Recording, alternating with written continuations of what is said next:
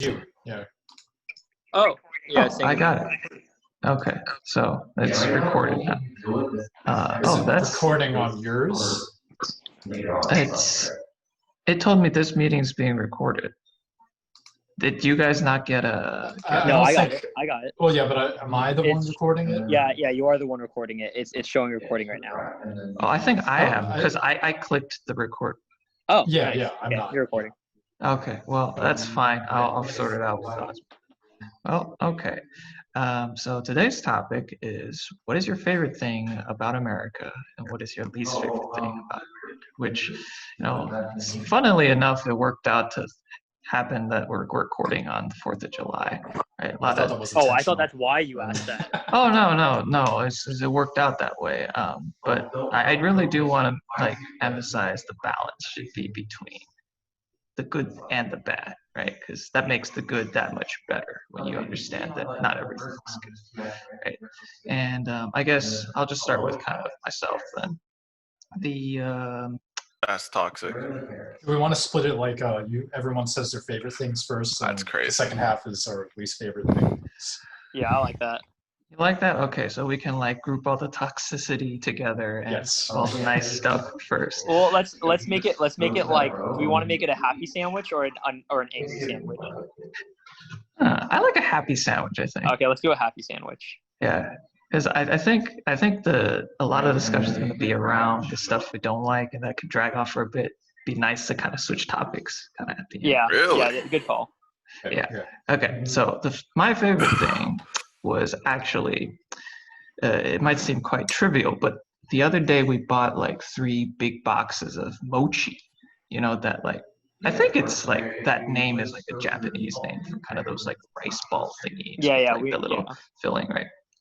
So we bought 3 boxes of that from Costco, and well, I didn't go to Costco that day, so when we got it back, I didn't know we had so many boxes, right? And then my brother just started bringing stuff in from the garage, and I was like, "Where are you getting this stuff?" So, "Oh, we bought it from Costco." It's like, wait, they sell that stuff there now? That's amazing, right? Because I always thought of it kind of like macarons, but they sell macarons too, by the way, right? It was kind of like those little artsy artisan desserts, right? You couldn't really get them in large quantities. But here we have Costco has decided there are enough people who like this shit, and we are going to mass produce it, right? And I thought about it. It's damn, that's something that America does really well. This is kind of once it's identified, that the corporate culture in America is profit driven, right? But they're very true to that. And once they've identified a product as being yep, this is it. We're gonna make money off of this. They really take it all the way and make it super accessible. And that's kind of it's that actually exemplifies what I love about America. They're very practical. Sometimes they can just hey, you guys want this? Here you go. Perfect. Right? You don't need to wait for those small time bakeries to make these things for you. I can make them in large quantities at good quality. True. Yeah, no, I mean, Costco is great, and Not as good as I Sam's. agree with all. Yeah, but So there's it 2 boils sides down of the to- same coin. Yeah, it's boils down to one most side of of the same Costco. coin. So one side of a very unbalanced coin, with Sam's being the heavier side. Yeah, I guess I've never actually been to Sam's, but we have a Costco membership, and by we I mean Adriana. So I've been there quite a bit. Very quickly in relation to America, while we're describing what we like and don't like, Kevin, do you want to quickly explain what your relationship with America is? When you came here, when your family came here, things like that. Oh, so I was born here, so I have left on and off throughout the years based on my family's work situation. My folks came over after undergrad, yes, and so they had worked for a couple years, heard about this possibility of going overseas. They're like, yeah, and this was kind of after the whole Tiananmen thing, but they were in Beijing at the time, right? So Holy. I mean, not to get into the issue itself, it's more kind of the aftermath, right? Like a lot of things were changing, like the government's much tougher on like new grads and stuff, and to make sure, bad things don't happen, right? So, they decided all things to put together that let's try our hand in a different country, right? So they kind of moved over.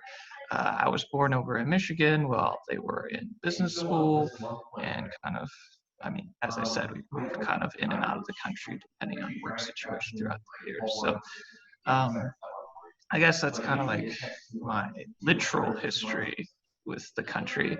And that point about Costco, like kind of that also plays into the history a little bit because while we were overseas, one of the big things we'd always be excited about when my dad went on a business trip back to the States would be what he could bring back from Costco. Like that was always like, oh yeah, like bring like 3 massive suitcases worth of stuff. It's like, thank God they're flying me in business class.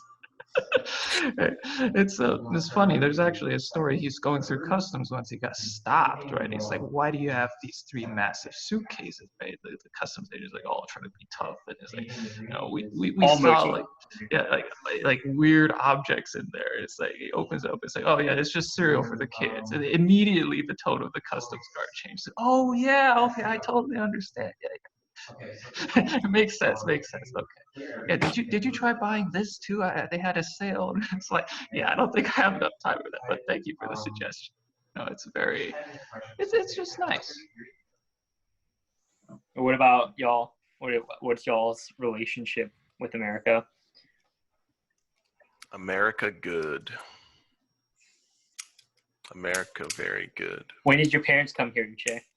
I mean, we all came at the same time. 2003, I was 7. So like we were all born in Nigeria, and we moved because we had the opportunity to move. There was like a lottery or a visa that we got. Green card lottery.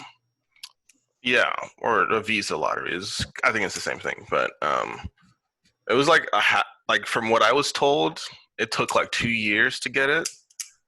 Because there's a lot of complications with if we got it the first time, only 5 of us could come and my dad would have to stay. So it took like 2 years to sort out the situation. But that happened. We moved. First time in Texas was our first time in America. And, I had no idea what was going on. I was 7. I was stupid. I was like, oh, cars? That's crazy. I've seen like 3 of those in my lifetime. Wait, are you serious? No, I'm trolling. Okay, I was about to say. I was like, I'm pretty sure. I'm trolling. But like, it was a very different environment, but it was something that we got used to very quickly because we lived here. So it was. I feel like the hardest part when we first got here was just like interacting with people because we had very different accents from most of the people we talked to, and it was hard for them to like communicate like effectively and like, what do you mean, like I can't understand what you're saying type thing. So like just like getting used to the dialect and like how to like pronounce the words that we spoke English, but like it was like a broken kind of English that needed refining, like a lot of refining. But over the years, we started to, understand and get better with all that stuff. But I mean, I think one of the best parts of my early time in America was like the education system. I mean, in Nigeria, education was like very cut and dry. Like it was learn it, take the test, do the homework, that's it, right? It wasn't very interactive. It wasn't very intuitive kind of thing. It was just like they taught you, you go home, like you don't do anything at home, basically. You don't learn or study at home. So everything you learned was in class. You just go home, you do whatever. But here, like they gave you homework to take home, things to learn. Like I don't know was the internet a thing in 2003? I'm not even sure. I mean, not for a lot of it. But yeah, I guess it depends. Yeah. Yeah, but I don't know.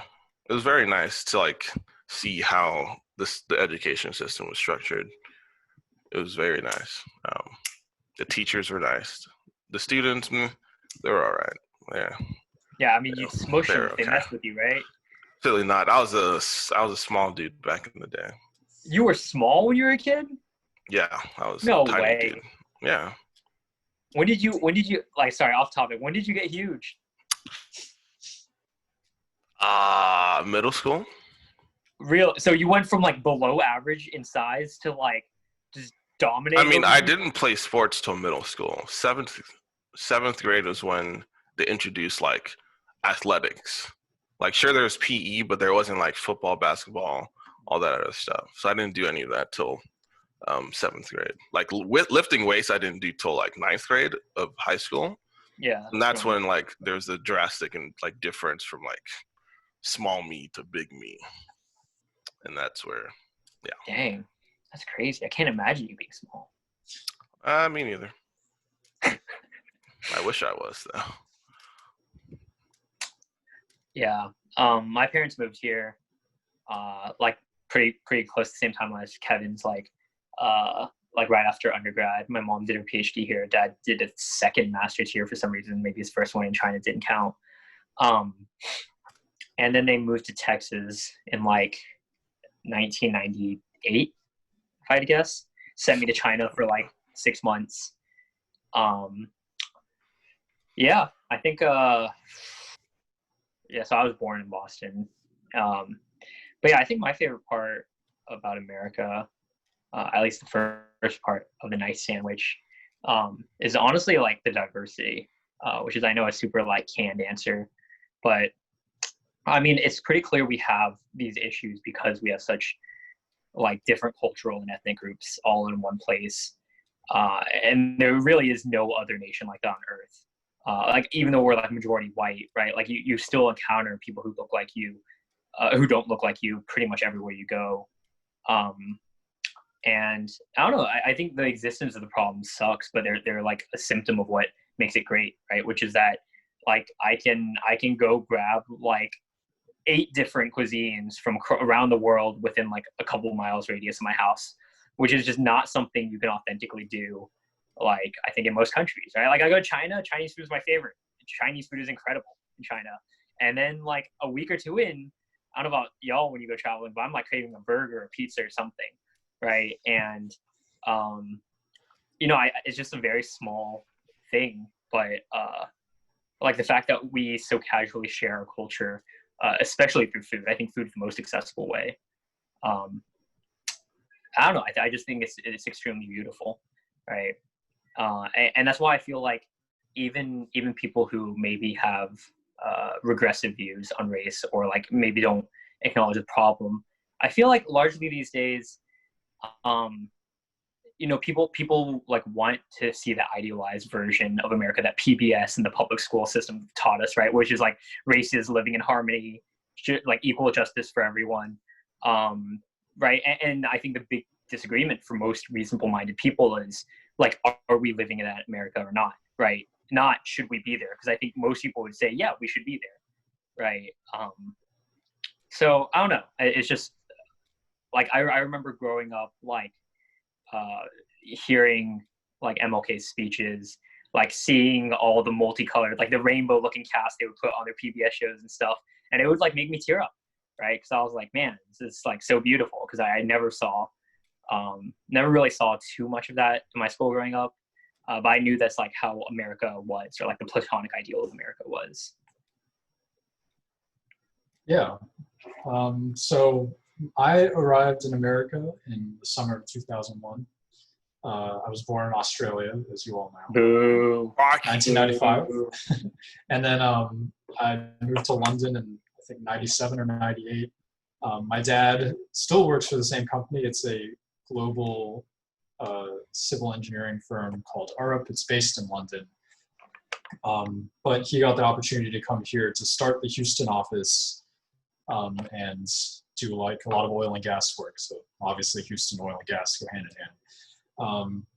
And I don't know, I think my dad's decision was interesting because he was kind of given, from what I understand, like a fork in the road choice. He could either come to the US and take this big leap and move his family to a completely new country and start this new branch of the company, or he could go back to Australia and, return to the city that, my family, my extended family still lives in, is from where I was born, and kind of settled back into that environment. So to come to America was like to choose, like, to take a risk and to, take the greater opportunity, I suppose. I guess it worked out for him. But anyway, so I got here. I remember we moved into like this apartment in like near the Galleria, and it was like across the street from my dad's office. And then eventually they bought a house out on the west side of town. And I don't know, I think, when I got to the US, I don't really know what I thought of it. I was pretty much a British kid with a British accent, and I had gone to preschool in the UK. So I don't know, I think this shift to America was like pretty intense. And for many years, I didn't really accept that it was permanent. I really thought it was a temporary thing, and I kind of yearned to go back to Australia and, be with our extended family. And I thought Houston was big and ugly and boring, and I remember just being so unimpressed by it all. So, like for much of my childhood, I was like, oh yeah, we'll be here for a little while and then we'll go back to where we were supposed to be, right? And I think that's also a reflection of like being thrown into the public school system in the US, and like a predominantly WASP part of town, white Anglo-Saxon Protestant, everybody kind of went to like these nearby churches, and they were all like pretty white. It was like a super racially diverse neighborhood. And I felt kind of out of place as a kid, and didn't really think highly of my neighbors or the Americans that I had met along the way. So yeah, for a long time, I kind of resented being in America and I wanted to get out. But I guess, eventually got beat into me that this was going to be a permanent thing. And, like there's no sign of going back to Australia. It faded out as an option. And I really grew to find a place in this country and really cherish what America is, even though, my family roots are so far from it, and our culture, is so foreign to it. Yeah, so I don't know. I think discovering America and, my role in it was like a big part of growing up and coming of age. But yeah, now I'm like proudly an American. I became a citizen last year, and it's, exciting to be part of this country. And I think my favorite thing about America, to answer, I guess, that question, is the breadth of it, right? I love how big America is. I love how the swagger this country has. And I think part of that is from growing up in Texas, right? You got this like big ego about Texas. But I feel like a place like Texas is only possible in America, which also has like a huge ego, right? This nationalistic sort of like, yeah, fuck yeah, America, have Costco, and you can buy like, gallon-sized hats, and you can drive a F-150 that's like taller than your house, and I don't know. It's like this entire like meme about it, but it's like it's really something to be proud of, right? I really love how Americans kind of have this like ruthless ambition to conquer the country. You can see it in like the Manifest Destiny story that we heard in our history classes in school, where like started on the East Coast and just like took over all the ways to the West Coast, this huge big country with this wide open land, and it's all exploited and developed, and this great national project to build highways and railroads, and just to conquer it all totally, right? Like European countries, they've always had to deal with like, oh, France is this little part of Europe, and then Greece is this little corner, and Germany is like this little lump here, and it's never like a cohesive thing. But America is like this federation that's like big and unified, it's united, right? And I don't know, I think I appreciate like the quality of life that Americans aspire to. Big houses. I like how Americans have like all these appliances, right? Like something I've learned from watching TV is that Europeans and people in East Asian countries, even though those are also developed countries, they don't have like dishwashers and like ovens a lot of the time in, their apartments or houses. And that sucks. I'm like, Americans have stood up and said, yeah, we're going to have dishwashers and we're going to have ovens in our like houses. Every single person is going to have a fridge, And I don't know, it sounds cheesy, but it kind of relates to your point about Costco, Kevin, which is like this, like embracing excess, right? Embracing materialism. And like, it can lead to some bad outcomes, but it also like leads to this like really distinct quality of life where like every American, enjoys like luxurious things, and it's like not like a rare thing. It's not like exclusive to any one class. And yeah, I like how kind of what Alan was saying. America is like the biggest multiracial democracy. It's the most successful. It's like an enduring project. The Civil War got close, but we never had to like start over completely. And there's never been a new constitution, not since 1787. So yeah, I like how bold America is. I think that's really the answer for me. All right, now let's shit on America. Let's go. Kev, what do Yeah. you hate about it? Well, I was about to say, Uche hasn't said the thing he likes the most about I thought America, his but we was got to save education. that. Yeah, we got to. It was education? It's I not mean, that's- education. That's Oh, what I well, like just that save it, first save part. it, save No it, way. save it, save it, save it. I mean, I feel otherwise- like no, I feel like everything I'm gonna say is gonna be positive. Like, there's nothing like from where I started. It's only been up since then. Like, I mean, Okay. Top from the bottom. only negatives that I experienced is just like personal things. Never like really because of the way America is. It's just like me personal, like my personal like experience. Okay, but save the good stuff because otherwise we're not really gonna have much of a sandwich left. Yeah, we went Oh. 3 good things in a row. So save the good Also, stuff. another incredible Yeah. American invention, the sandwich. Is it an There's a American lot of great invention? things that I I don't care didn't if realize it's was a an invention, thing. Reclaim it. Oh, okay. Just like pizza. Pizza was an Italian thing. It's an American thing now.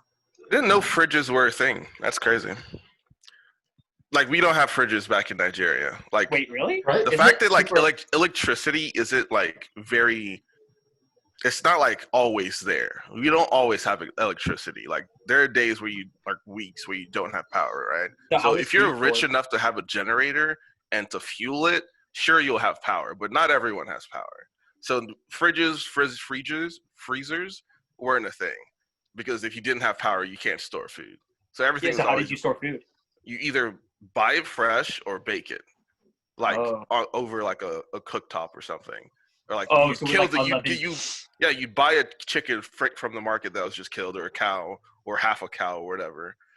Everything you'd buy fresh. It was like That's so interesting. there's Yeah. no like food storage unless you were rich. Like, All super. right. So getting into the other spicy half of today's topic, Sandwich. the thing that I don't like about America is, I guess, in a broad sense, the hypocrisy that we're often prone to. Like I guess I don't mind oftentimes sometimes it's not even the act of being hypocritical, like to say one thing and do another thing. I understand that in many ways that's just that's how you operate in this world to kind of get where you feel like you need to go. It's more that I feel that sometimes large portions of the population are oblivious to their hypocrisy, and that leads to an air of self-righteousness that I think oftentimes is counterproductive, right? Because we fail to see our own shortcomings sometimes, right? Like we live in I think America is a culture that is very much, we want what's best, we know what's right, and we want to kind of share that with folks in the rest of the world. But you can start to see already how that can sound like the Fire Nation, right? Like so that's the thing. Like I feel like America, a lot of times, whether it's domestically or in its foreign policy, like has a pretty severe case of hypocrisy.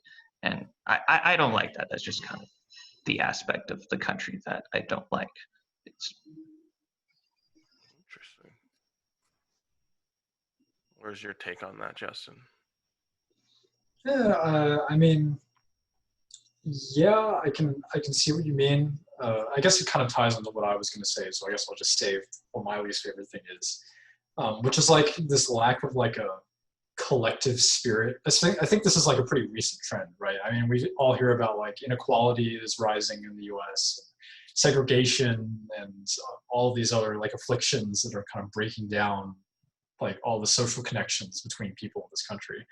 And I think that's real, and I think it really frustrates me because I think you look back at like some of the great moments in American history, like World War II, and how we intervened in that conflict, or Lyndon B. Johnson with his like Great Society and civil rights legislation and everything, or like even like kind of the industrial heritage of the country, where like back, towards the end of the 19th century, America was like the most powerful economy, and it had these like huge cities that were producing everything, and we were making like the first, mass-produced automobiles, and we had railroads that stretched across the country. And I feel like America's lost touch with that, right? There's not like a collective like identity that there used to be. I think Americans have kind of taken on this like bad habit of segregating themselves into their own exclusive little pockets, right? Like the rich neighborhood and the poor neighborhood, right? It's become more intense. The divide is greater. The poverty is more concentrated, and the wealth is more concentrated. And yeah, I just find it so frustrating that like this country that has such a like long and colorful history of doing great things by working together, like having this like shared American identity where everyone's paying into it, and there's all of these shared outcomes.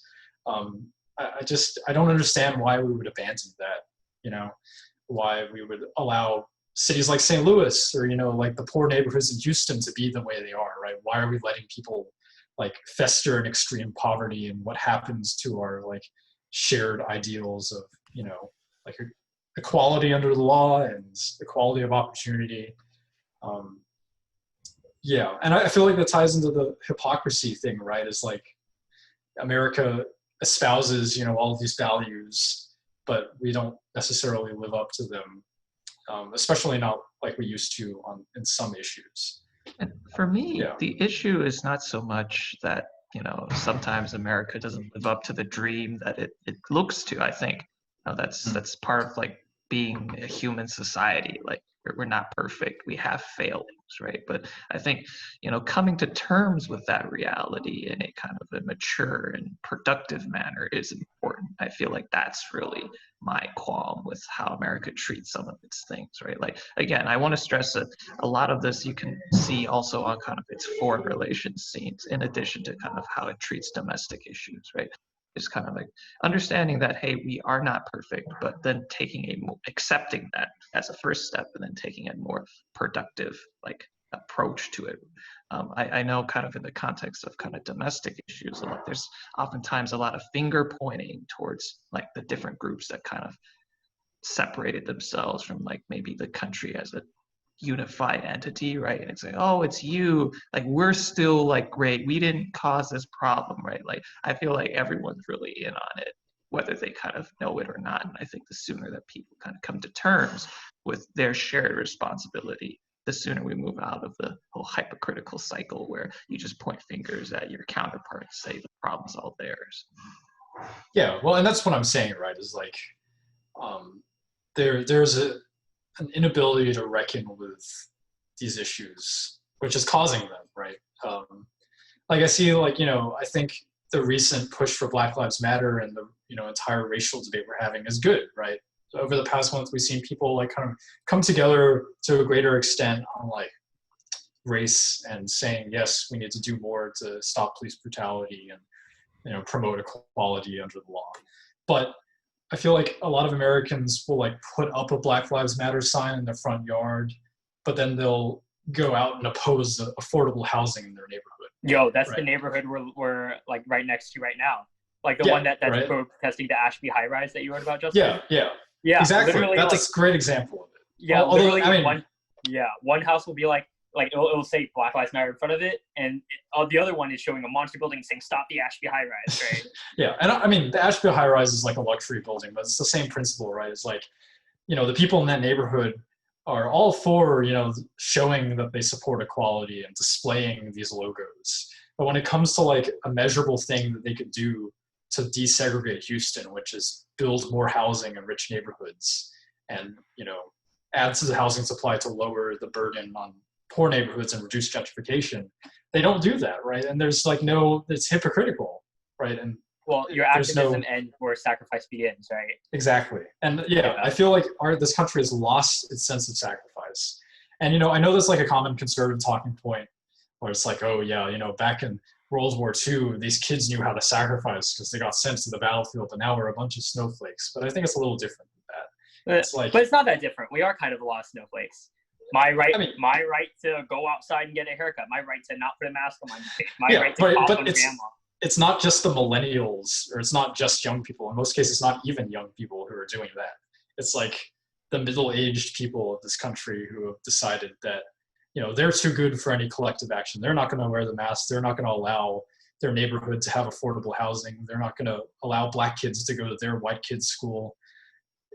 Hey, back to the conversation from a few weeks ago. They had an easy generation, made weak people. That's all I'm saying. Yeah. The generational theory. Now we're having hard times, and our children are going to be tough people.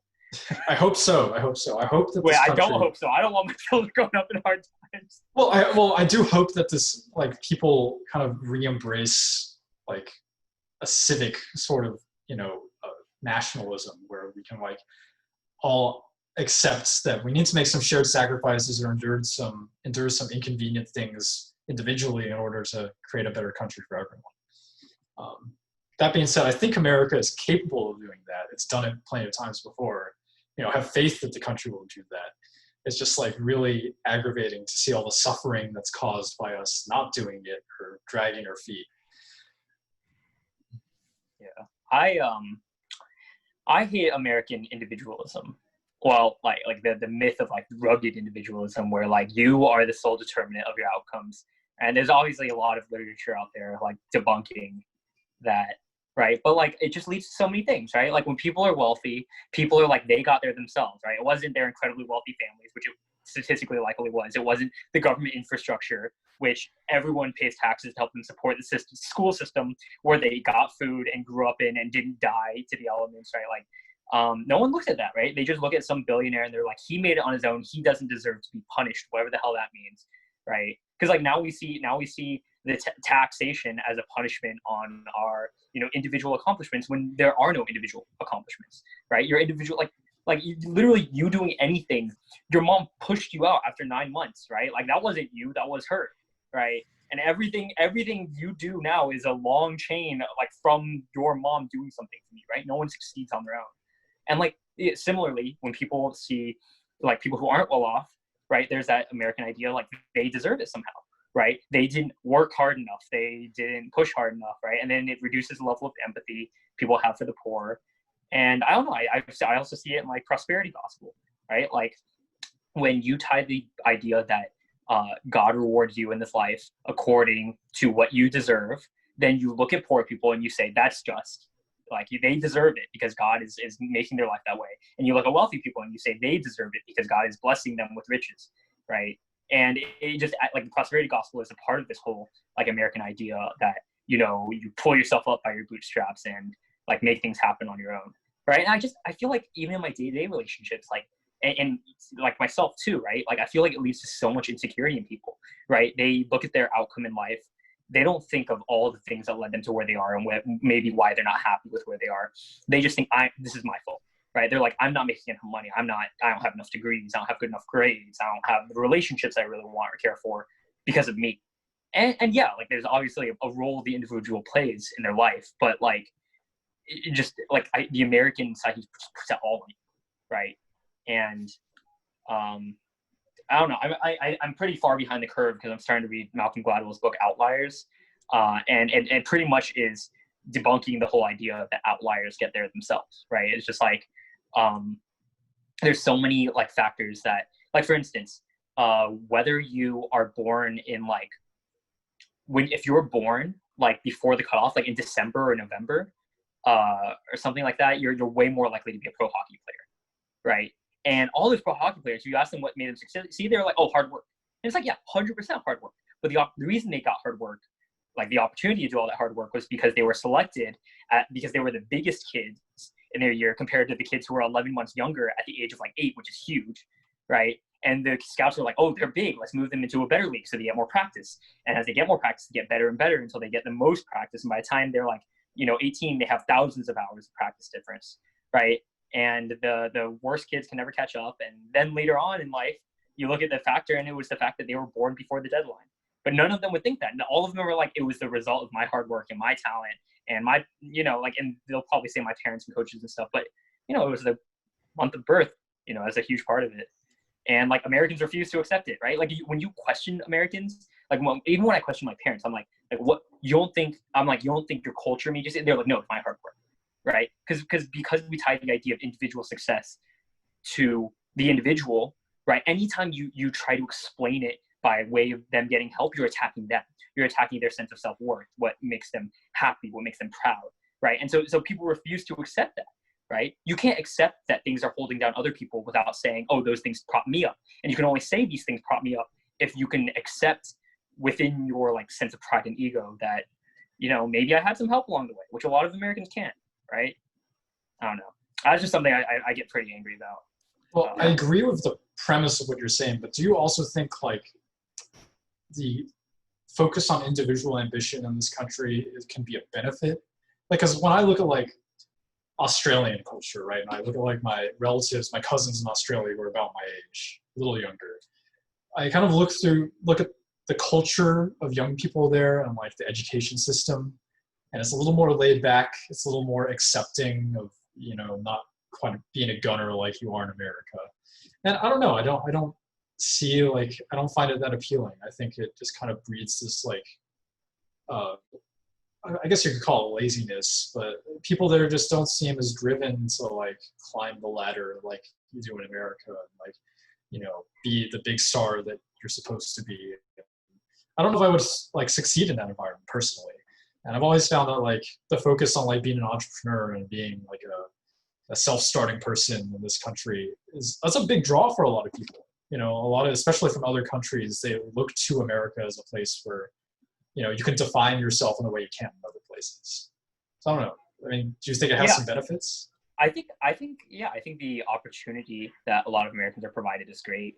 But like, I don't know. I think people also like to pretend that the myth is like anyone can do it, right? And I think that's just frankly not true, right? Like there's lots of extremely wealthy entrepreneurs in China. I think like last time they did count of billionaires, it's like extraordinary how many are in China and like Russia, for instance. The Russian one's a little China. They're both kind of sketchy, right? But I think it's like Americans like to think. Well, number one, I think it's like Americans define success by their financial and their professional success, which is simply like it's not a universal human thing, right? It's very much a cultural construct, right? Many cultures define your success by like the respect your family and members in your community give you, right? And if we measure like the long-term personal fulfillment and happiness and mental and emotional health of people, I'd venture to say it's not the American definition of success as much as, you and I are raised to believe that that's, such an integral part of, right? And so it's like, yeah, like our culture definitely points us that way. And that's why we look at like, these lazy countries and we're like, oh, they're not as successful, right? But it's also like, I think as long as a country has an avenue for people to pave their way as an entrepreneur and to work hard and get equivalent results, that's great. And I certainly think there's room to do so in America, just not for everyone, right? When I heard your description, Alan, I had kind of two different like lines of thinking of kind of the role of like individualism and ambition as you kind of described it, right? And on the one hand, I think that kind of if you were to simplify the world into two alternatives, either you assume that everything is up to you versus nothing is up to you. I would prefer the former because even if false, right? Like it gives me this idea that, in my life, my agency matters as opposed to kind of this idea that, hey, God gave them this, so they deserve it. And because I don't have it, I don't deserve it. So I'll just roll over, die, right? Now, obviously, the more sophisticated approach is to recognize that neither extreme is true. It's clear, it's a mix, right? And that's kind of, I think, the more interesting aspect of, I'm not sure if this is kind of your original point, which is perhaps some people right now are leaning too far into the idea that I, as an individual, can change everything about my standing. And because that's just simply not true, when they fail to change things, they get, unnecessarily sad and depressed about it because they thought that, I should be able to make my life better in any way that I can think of, right? But there are some objective things holding you back. And like, being unable to accept and recognize that is causing unnecessary cognitive dissonance. Is that kind of part of what you're trying to say? I'm not sure. That was like No, an no, idea that I came to think mind. you're we're aligned in that thinking. Yeah, and I agree. I think it is nuanced, right? Like clearly your background is really important and the opportunity you give is really important, but I do think choices matter. Yeah, they matter. It's just kind of like, it's that whole thing of, coming to terms with your reality, right? Like, Yeah, recognizing that, not everything is within my control. Sometimes it might be worth trying to pretend it is and, give it a shot, right? But then kind of after the fact, you come back and it didn't work out, you should also not be overly hard on yourself, recognizing that, despite our best intentions about being proactive and changing as much as we can, there are some things that are we are unable to change. And recently I've been growing to like the term doublethink more and more. When I first read it in the book, I was like, "What is this? This is so cheesy." But the more I like go through different experiences in life, the more I feel like this is a really interesting term because I think this is another excellent place to practice doublethink. Before you start the task, you should always try to convince yourself that, in fact, everything is within my control and, kind of try to do everything possible, kind of leave no regret, right? And, get what you can out of things, right? But then after the fact, the other side of the double think kicks in where it's kind of, well, really, you can't change everything, right? So let's be realistic. You did a great job, like just try to be happy about that, right? So yeah, double think, like I really think that can help you get through life a lot easier. yeah, 100%. And it's like, give me the strength to change what I can and the wisdom to know what I can't, right?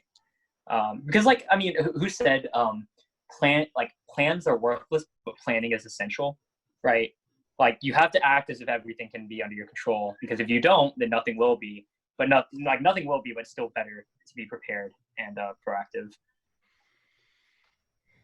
So Uche, you don't have any issues with America? It's perfect. Yeah, man. America's great. I mean, of course there's issues, but like not issues that I can like that have affected me directly. I mean, everything, like I wouldn't say everything, but like most of the things that I like find trouble with like in America is just like me not being aware or not being used to certain situations. Um Also just not being educated enough. I did like not pay attention throughout most of high school and middle school. So like a lot of the crap they taught, like history or government or anything that has to do with politics, my brain just turns off. So like It I doesn't just have to be anything lofty like that, and it doesn't even have to be affecting you personally. Like I kind of made an ambiguous general claim about hypocrisy, right? And it shows itself in many different forms. But yours thing can be very specific, and there's no requirement. It's just kind of like, is there anything about your time in this country you feel like, yeah, I wish this could be better? Like just anything like that. Surely and again, it doesn't have to be blaming anyone. It's like, oh, it was someone's fault, right? It could be idealized. interesting. Yeah, you never see anything on the news or anything. Like you hear anything, you're like, that grinds my gears. Could be climate change, could be the kind of food that's available, could be prices of something.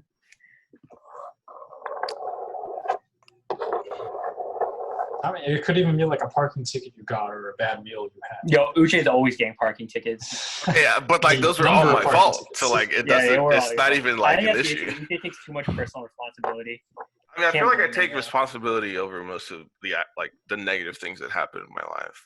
I mean, usually because it is my fault. Or even like the weather. Okay, just Or don't Yo, wear a how can you sweater. complain Like about it's kind of American easy. weather? How can you complain about American weather given how much weather it spans? Weather is Like, just That's like the not an problem. It issue. spans too much weather. I'll wear a Yeah, it's sweater not- whether it's hot or cold, dude. Like it's not an issue. I wear the same sweater to work every day, and it's hot. It's hot. Wait, why? I mean, it's just what I usually wear. It's like my outfit, my work outfit. Dude, you're like a cartoon character. You're just always wearing the same thing. Actually, like I literally go to work with the same shoes, same pants, same sweater. The shirt and underwear change, and the socks change, but everything else, like the outside stuff, that doesn't change. Does it You're bug like- you that you can't take the bus to get to your work? Yes, it does, because Or gas. a high-speed train. A Whoa. high-speed train. Gas ain't cheap, my dog. I buy gas Yep, everywhere. the price of gas. Yeah, I mean, Okay, the let's be real. gas Price prices of gas is chill right now. used to be insane. Like, I remember when I was paying like close to $4 a gallon, but I didn't drive as much, so it wasn't that big of a deal. But now that Yeah. I'm driving like an hour and a half a day, oh, gas hurts. Okay, have you considered like while gas prices are like really cheap, have you considered like filling up several jugs Stocking of up? gasoline? Why, why in the world would I do that? Where would I put it? In my house and make it I don't smell know, like I don't know, gas? like That's some people have definitely a extra fire jugs of hazard. gas. That's like a bad idea. Unless I had a lawnmower, that could be like an excuse to have a gallon of gas just sitting around. But I mean, Just I'll be buy like Kevin's gas dad, regardless. just have 3 suitcases of gasoline. He's like, oh, American gasoline, so cheap. So cheap. The gas for the kids. The gas Got for it the from kids. That's what we're Costco. talking about. Yeah, but no. I mean, like,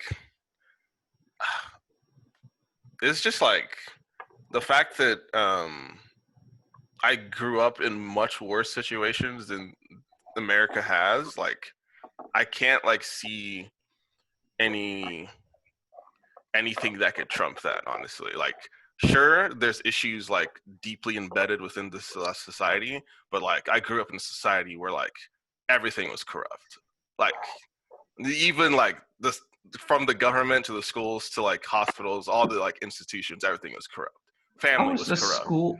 How's the school or I family mean- corrupt? I would Well, just you know, curious. Family Like, family China is a too, big Kevin. issue, dude. Family is a very like everyone like it's deeply embedded from what I've experienced. Like, people in certain families are always like trying to like take over. Like, it's not like they're trying to do things equally or share like wealth or share knowledge. Like, sharing isn't like a thing back in where I grew up. Like, everyone's trying to like, it's like every man for themselves in the family, which is, I think, is kind of stupid. But like within your family, like it's not every my man. family personally, but like from other families that we grew up around. Like, some people will just give up and they'll rely on other family members. Like, their family will give up. Like, they'll rely on like whatever, a brother to take care of them for the rest of their life, because Damn. like it's just too much to like, I don't know, get out of that like situation they were in. Like, if they were struggling financially or like they couldn't find a way out, they would just give up and rely on someone else. It's happened a lot, even in my family.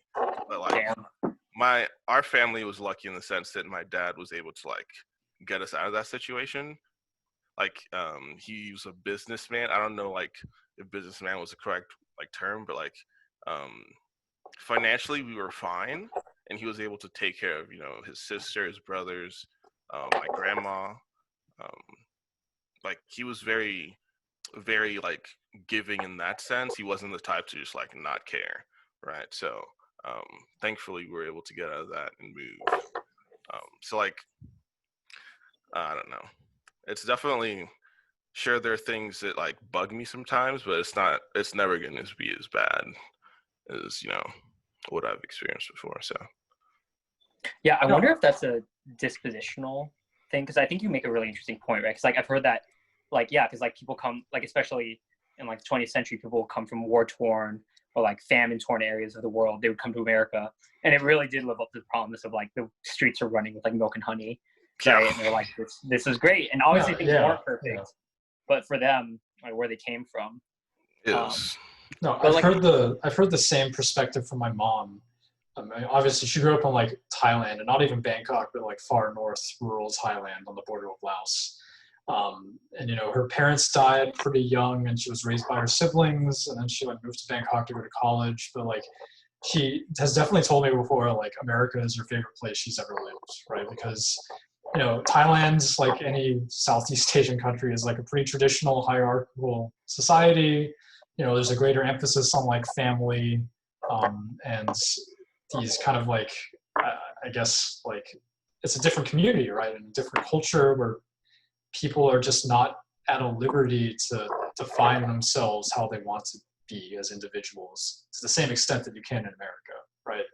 And like, so my mom has always talked about how like, you know, when she was growing up, America was the ideal, right? Because in Thailand, they would get like Michael Jackson music videos and stuff, and you would see like this crazy country where people could just be whoever they want.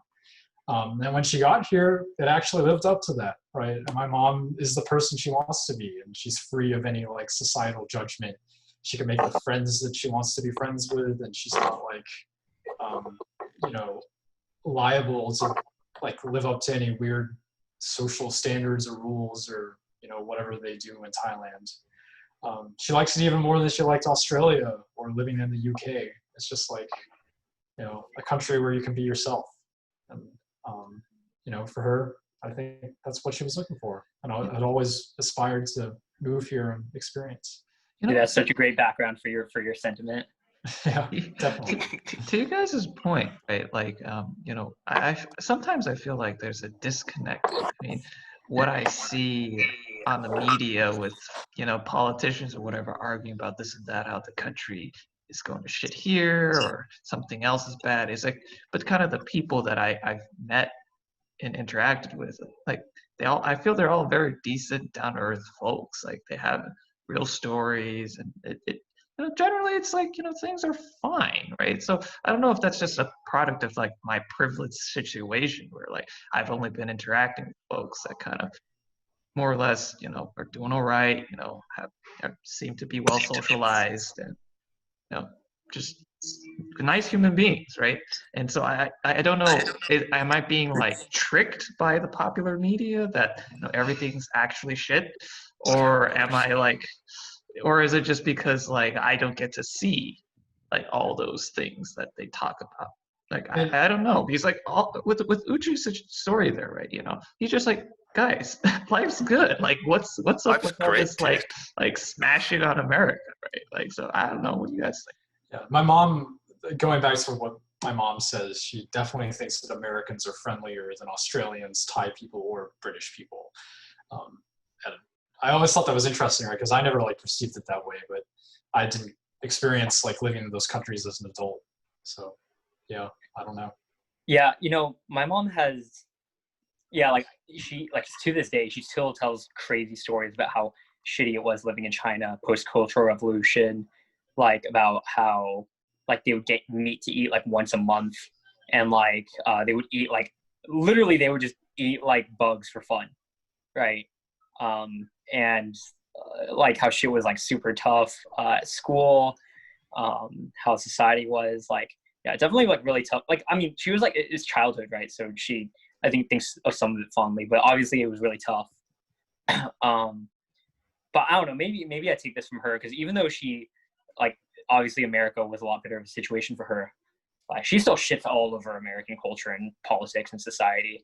All right, she's like, you know, I like America and what I've been able to accomplish here, but she's like, you know, Americans are racist, right? They're xenophobic, they're small-minded, they don't care about education, they're violent, you know, like, watch out for these, like, you know, I think it's very, like, I think it's combined. Uche's like, yeah, she was in a terrible situation and got out and came to somewhere much more fortunate, but also she looks around and she's like, yeah, this is a nicer shithole, but it's kind of a shithole still in a lot of its own ways. I mean, I thought of the quote when you brought up this topic, Kevin, of like, oh God, who was it? I think it was Clinton that said it, like, everything wrong in America can be fixed by everything that's right in America. I don't know. Would you guys say that's true? I feel like the things that are wrong with America, quote unquote, are perhaps tied to the things that are right, in that they're two sides of the same coin. They're the good and the bad of So a particular way they of can't be living. fixed. I feel like fixing it's just, yeah, I think fixing it is a wrong mentality. It's just Yeah. kind of like, this is the way that we've chosen to place values in our society, and you know, they're effects that we find are desirable and effects that we find are undesirable. Like you can fix it, but you have to give up something else for it, right? It's like I watched this silly video about socialism recently, where this guy goes around on college campuses talking like, first, it's a trick, obviously, right? He goes to the students like, what do you think about socialism? And the kid's like, yeah, I love socialism. This is great. But like, what is socialism about? It's about helping people who don't have it. It's like, okay, pretty much it, right? So what would you say if your school implemented a socialist GPA policy? You're Oh like, yeah, I've seen this. right? It's Yeah, like, like- wait, what do you mean socialist GPA? What's it? You just like you said with socialism, right? You give people that don't have anything something. So you mean like Yeah. you just take my Conservative GPA, pundit. give it to You know, just average it out, dude. yeah, right. It's just like kind of, you know, I think that, you know, kind of bring it kind of to more a serious point, like this idea that you can get ahead in America. Well, if you think about it, that means somebody must be behind. It's a relative statement, right? To be able to kind of go as far as you were able to, and for that to be noteworthy, must mean you have gotten farther than average. And if you're above the average, that means someone's below the average, right? And you know, people don't like to accept that that's the flip side of the statement, right? So it's kind of like, I don't think that okay, so if you, by saying, you know, you can fix everything wrong with America with everything that's right in America, if what you mean is if we remove everything that's right, everything that's wrong will also disappear, like I agree with that. But otherwise, I think it's kind of like the values of society, a lot of things, again, not exhaustive. It would be foolish for me to make such an exhaustive statement, but a lot of things, they're just tied together. Like if you have one, the other comes with it. It's just part of the package. So it doesn't matter where we go in society, like so as long as we have diversity, for instance, do you think we'll always have racism, or do you think there's a point where we can have like a very mixed race population and, you know, relatively low levels of racism? This is where I was going to play devil's advocate and say I agree with the Clinton quote on its face, because America is the history of America is an upwards trajectory. Yeah. Right? It is like things are continuously getting better in this country, I think, by pretty much any standard you could think of, right? Like the white gap, black wealth gap is shrinking, you know, life expectancy goes up, education is increasing. White, black one, I've seen analysis where like it's actually deceptive that's shrinking and it's actually the same hours. Maybe that's true. I don't know. But generally, I think, you know, America is always progressing towards the ideals that it holds up as its standard, right? We've never met those ideals, but we're always getting closer. And, you know, maybe that's naive. Maybe it's not as true, or I shouldn't be as optimistic as like I am. But I don't know. I think you look at back at the history of this country, and it would be foolish to say that, you know, there was any time in the past that the standard of living of the average American was higher than it is today. I think a rising tide lifts all boats to an extent, and you know, even the poorest Americans are living better lives today than they did 50 years ago or something. Well, to that point, and forgive me if I'm misquoting certain aspects of American history, but you brought up manifest destiny earlier in this conversation. That's always been a serious point of hypocrisy in my mind, whereby, yes, kind of going off of your statement, that the standard of living of the average American has, you know, continuously risen since the country's founding, perhaps, right? But kind of what was the process by which that was achieved? If we look at manifest destiny, for instance, that's because a lot of otherwise Americans, like the native people, right? They were the real Americans. They were being, you know, eliminated more or less, right? So yes, their standard of living has, you know, their people are just, a lot of it's gone, right? You know, and it's kind of, especially I thought it was interesting when you made the comparison of America being united compared to Europe, which is oftentimes divided, right? It's almost like America took all the pain, dealt with it up front, and achieved unity through bloodshed, right? Which is something that Europe tried to do on a couple of times, but we intervened on humanitarian basis, right? It's like, you know, the Nazis wanted to take over and unify the region, right? We didn't like that. You know, it would cause a lot of death, right? But kind of America, you know, unity and greatness was built on great sacrifice, and not all of it was voluntary, right? So that's kind of what I was saying about, like, you can't really have one without the other, right? If you don't go through this pain of bloodshed and unity, the other peaceful way of uniting is oftentimes less effective from like a practical standpoint, right? So, America being able to take the shortcut there, it's like, we're not going to be democratic with the local people. We want this, and they got it. And, this is the greatness that came out of this country after. But we can't then forget kind of where it came, right? And say that. And I would never want to whitewash the history of the U.S. and ignore, it was built on the back of slaves and Native Americans being executed. That it's an ugly history, right? But you've got to start from somewhere. We started from a very bad point where a lot of atrocities were committed along the way, but this country continuously gets better. I think that's the optimism, and something that you have to believe if you're going to like really embrace and want to see America succeed, is acknowledging that it started from an extremely, immoral, sort of horrible point and is continuously growing out of that. And to your point, Alan, the issue about, as long as we have a diverse country, will there always be racism? I think, yes, in a very, I think in maybe a profound sense.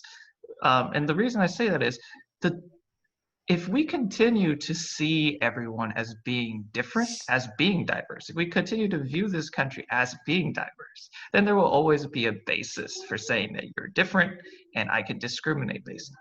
The day we believe this country is no longer diverse, that we are all the same, is actually the day that there will be no more racism, because we're all the same. What are you discriminating against? I think that day is closer than you might think, right? Well, I'm not going to make a statement about how close that day is, but I will say, kind of in comparison to a period of Chinese history when the Mongolians took over the nation, or the Chinese nation, that is, kind of what happened, right? Then what happened from the historical accounts that I've seen is a process of assimilation, whereby the Mongols killed a lot of Chinese, but there were too many Chinese, they were Han Chinese, and they couldn't kill them all. So what they decided to do was, we're just going to intermarry and kind of just become one people. And I thought they didn't really intermarry. I thought it was primarily they ruled over them and kind of kept within their own social strata, like more akin to like what they did in North America as opposed to South America.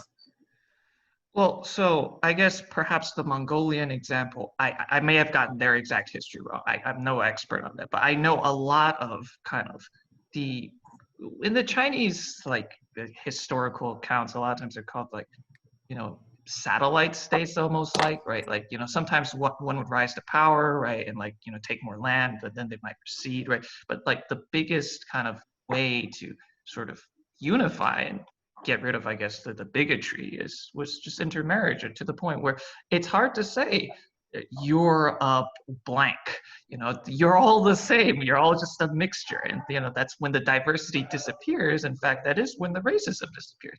Chinese people are not racist to other Chinese people because they understand they're all Chinese. I have seen that they like to make jokes about people's race, but it's because in that context, there is no difference, that there is no racism, right? So that's why I was kind of to your point about, as long as we continue to think that this country is diverse, it is a collection of diverse and different people, then there is always a basis for discrimination. But the day we forget that there's diversity, the day we think that we're all the same, is the day that the racism disappears by definition, because you can no longer discriminate because there's no basis for discrimination. Well, I think that day is coming on very quickly. I think this country is changing rapidly. I mean, minorities are now the ones, having more children than white people. And I think the future American, if we look 100 years into the future, is going to look more like Tiger Woods or Barack Obama than, the pasty white kid who lives in Cleveland or something. Because Obama and Tiger Woods are like racially ambiguous, right? Like, I guess they present as black men, but Tiger Woods is like a quarter Asian and part white, and Obama is half white. And eventually the average American is just going to be some weird concoction of like the four major racial groups. And we're all just going to be, everyone's just going to be like this kind of tannish or, medium complexion person that you can't really pin down, right? I don't know. I think that's going to happen. I think that's where America is headed. Yeah, I mean, I don't Interesting. I don't know about the tan people theory. I've heard that before. That would be pretty funny if we all ended up looking like The Rock in like 5 generations. Exactly. Oh God. God, man, it's so beautiful. But I don't think we need everyone to be seen as the same. Like, 'cause like if anything, there's a push now in how we think of race to stop being like, I don't like in the 2000s it was like, I don't see color, everyone's the same. And then now people are like, no, we do see color and we're different. We have different experiences.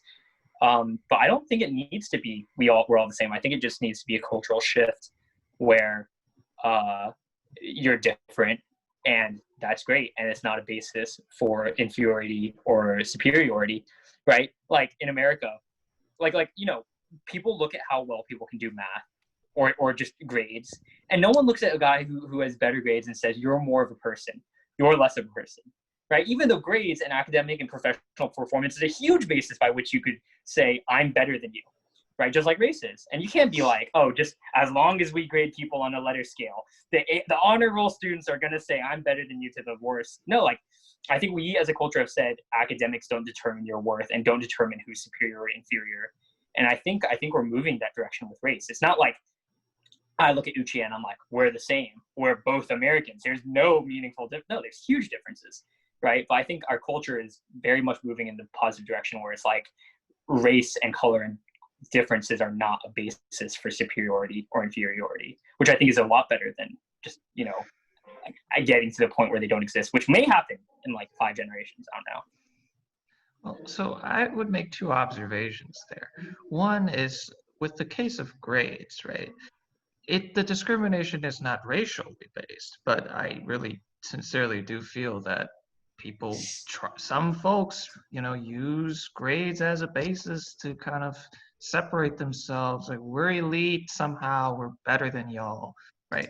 Like what's the word for that? What is the word? There is no word because it's not an issue. Racist. Just No, the existence of a word for it or not doesn't really matter. Racism wasn't a word, even though it was an issue back in I don't know whenever.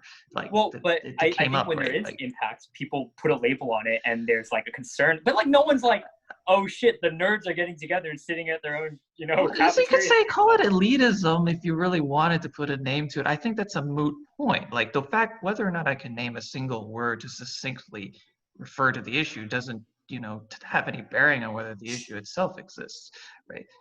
And the other observation I would make is kind of, I think it's important that the thing you keep going back to, say, we're all people, right? And that is the common baseline that you're kind of trying to move our value system to. It's kind of like understand that we are all the same in that we are kind of all people, like on the level of humanity, we're all humans, right? So totally. And I think that is really powerful and important, right? Because the day we can all just see each other as humans, right? That's the day when that diversity, a lot of it disappears, right?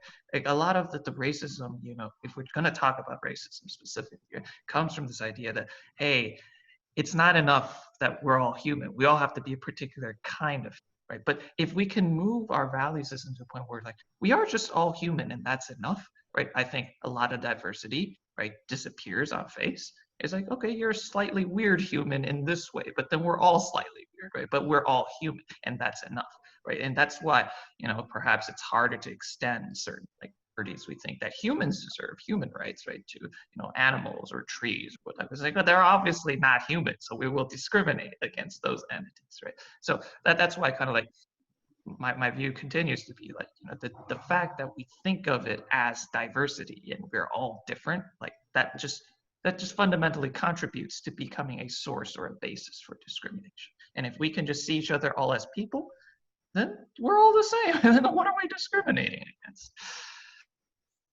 All right, well, I gotta hop off here. Yeah. Probably a good time to wrap it up. So, yeah. What's our rating of America out of scale from 1 to 10? I want to hear America score. My rating out of 10. Okay, wait. Let's define 10. 10 is heaven. 10 is like perfect society. 10 is like, you know, like, I don't know. There's no injustice. Everything's perfect. The streets are literally made of milk and honey. You can't feel pain. Like, everything you could possibly think of that you would want to live in eternally and be happy. Oh, you're making And this one sound is pretty one good. is like Dallas.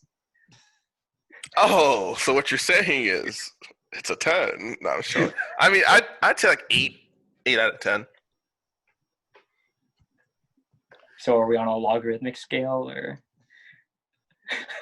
Define it how you want. Just come up with a number. Yeah, I'll give it like a 6.5 out of 10. I'll give it a 6.2. The fuck? You're an asshole. Well, if we're at liberty to define the scale, I will define it relative to kind of its contemporary countries. Yeah, that's other fair. countries in the world. How is it doing in terms of the departments that we find desirable? I would say that it's a solid 7 out of 10. Looking at it kind of like a normal distribution, it's like one standard deviation above the rest of the world in kind of an aggregate sense, kind of across all the things that we might find desirable in the country. On the whole, I'd say it's one standard deviation above the mean. Yeah. Okay. So what about within the cohort of like developed countries? I'd say I'd be that pretty high up there. I would say it would go a little further down, maybe only a half a standard deviation, but still above the mean. I give it a 4 out of 10 for developed nations. I'd give it a 10 out of 10 for developed nations. How does your rating get higher when you compare it to better countries? I mean, because I was comparing. Yeah, that's a good question. I mean, I've only been to London out of the other developed countries or the United Kingdom. So Yeah. So I really like Canada. I don't know. Canada, from what I've heard, is very good. It's just a little cold, but I can handle Yeah, that. a little cold. that's okay. I got sweaters out the ass. My dude. folks have been talking about like finding a way to hightail up there quickly if things go south in the All right, south. jokes on them. They already closed the border with us, so there's no getting out. We can't go to Europe. Can't go to Mexico. All Can't go right. to Canada. Well, anyone else have any closing thoughts otherwise? Yeah, happy 4th of July, everyone. Yep, Happy happy Fourth. 4th of To our July. moderately above Go average shoot some nation. fireworks, dude. All right.